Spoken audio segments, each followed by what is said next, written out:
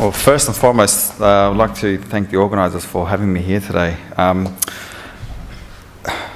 listened to a lot of advanced presentations, and I feel that mine is going to be, I guess, back to the basics and fundamentals. So before I get into my presentation, what I would like to do is make everyone look silly just like me. So what I'll do is I'll get you guys to get your, take your index finger up. With your other hand, have a bit of a play around with it. Have a bit of a feel of it.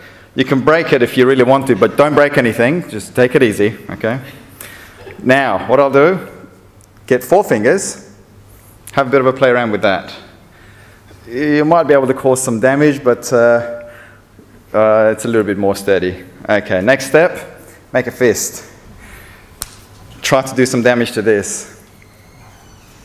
Not going to happen, is it? There's a message at the end, so bear with me.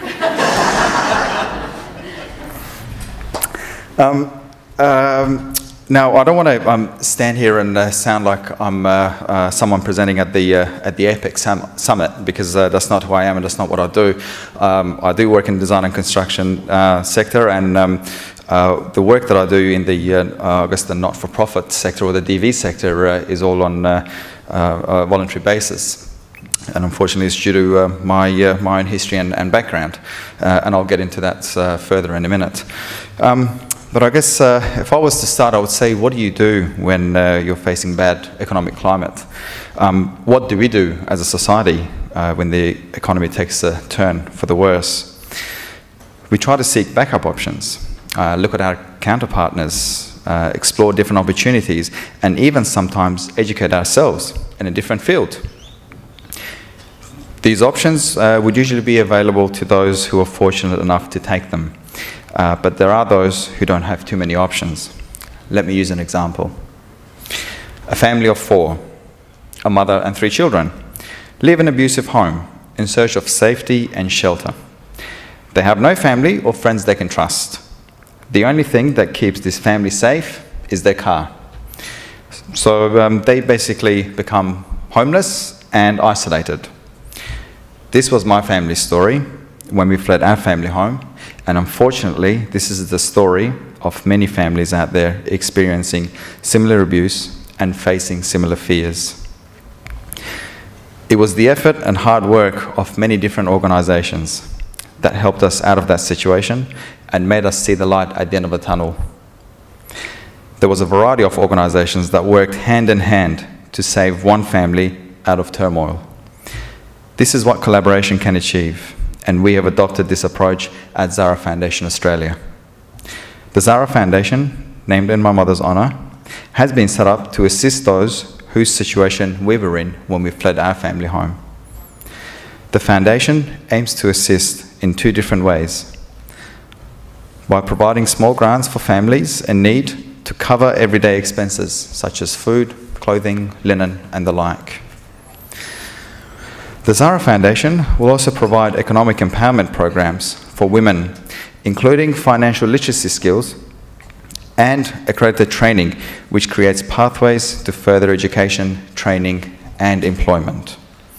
We plan to deliver these programs statewide and also via an online interactive webinar platform to make learning accessible to women who are socially and geographically isolated.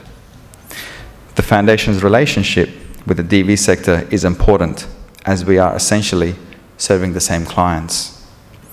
Our partnership with businesses is essential, not only for our growth, but the quality of programs and the assistance we offer our clients. Our alliance with all the different sectors, be it not-for-profit, government, or corporate, will provide some assurance to those who have lost all hope. We will engage the community and the corporate sector to be part of the solution to addressing violence against women. It is a grand and yet simple ambition. Grand in its overarching and determined drive to help all women achieve their potential. Simple in its basic desire to let and assist women be their best. For victims of domestic violence, this is crucial to their survival.